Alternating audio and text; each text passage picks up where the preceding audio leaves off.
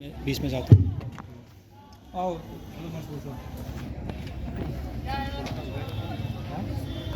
जिसको समझ आया होगा, who is able to speak in front of camera.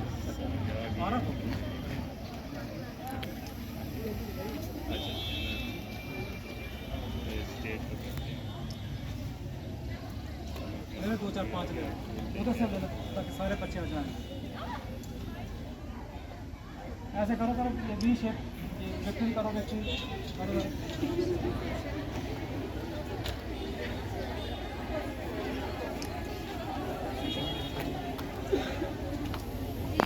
दो तीन बच्चे इनके साथ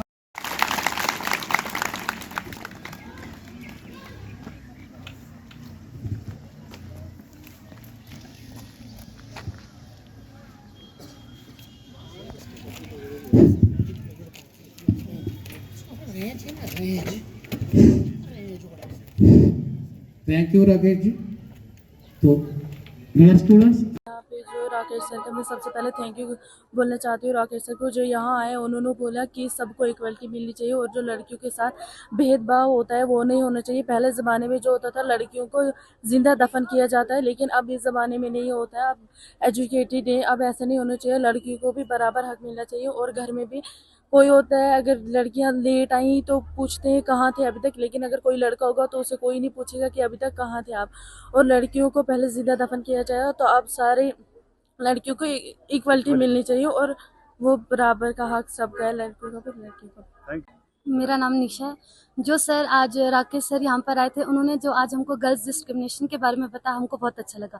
और हम ये उम्मीद करते हैं कि जैसे पहले लड़कियों के साथ होता था, लड़कियों को उनको दबाया जाता था, उनको मतलब खुल के जीने का हक नहीं दिया जाता था, तो सर ने आज सभी लड़कियों को बताया, जिनको पता नहीं था उनको भी समझाया। तो हम ये उम्मीद करते हैं कि जिन लोगों को ये पता नहीं उनको भी ये पता चल जाना चाहिए कि लड़कियाँ उनके साथ ऐसा भेदभाव नहीं होना चाहिए। सर मुझे बहुत अच्छा लगा और सबसे पहले तो मैं राकेश सर का थैंक यू बोलना चाहूँगी, क्योंकि उन्होंने हमें ऐसी चीज़ों के बारे में बताया जिनके बारे में शायद मैक्सिमम लोगों को नहीं पता होगा। डिस्क्रिमिनेशन के बारे में बताया, लड़कियों के साथ पहले कितना गलत होता था, और आज की फील्ड में लड़कियां बहुत आगे निकल चुकी हैं, लड़कों से कम नहीं है बिल्कुल भी। सर ने हमें जैसे बताया protection of children from sexual offences के बारे में, साइबर क्राइम्स के बारे में बताया। और सबसे पहले सर ने बताया हमें कि जब पेरेंट्स वगैरह अपने बच्चों के लिए खिलौने वगैरह लाते हैं या कुछ भी चीज़ें लाते हैं तो लड़कों को ज़्यादा देते हैं, लड़कियों को नहीं देते हैं।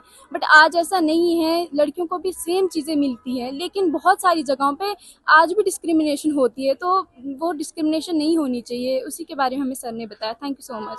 Girl high secondary school Kishtwar में जो एक प्रोग्राम चला है एनसीईआरटी की तरफ से, जेंडर्स के बारे में आपने यहाँ बताया, इसका क्या मेन मोटिव है वो हमें ज़रा बताइए। सबसे पहले तो दिल की गहराइयों से आपका अभिनंदन, शुक्रिया कि आप हमारे साथ सुबह से बने रहे यहाँ पे। रही बात इसका मोटिव का, तो ये देखिए आपको ये एनसीईआरटी की एक स्कीम है, एक छोटा सा एक विभाग है वहाँ पर, छोटा नहीं बल्कि विभाग है वहाँ, जिसको लिंग विभाग बोलते हैं या जेंडर डिपार्टमेंट बोलते हैं।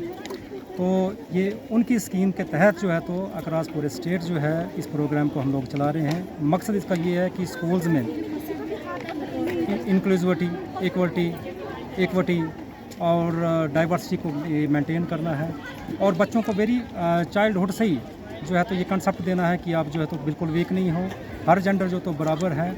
और समाज के लिए भी एक अपील की जाती है कि देखिए जब भी कोई बेटा पैदा होता है तो उसकी सेलिब्रेशन की जाती हैं, ठीक है, उसको ब्लेसिंग बोन माना जाता है।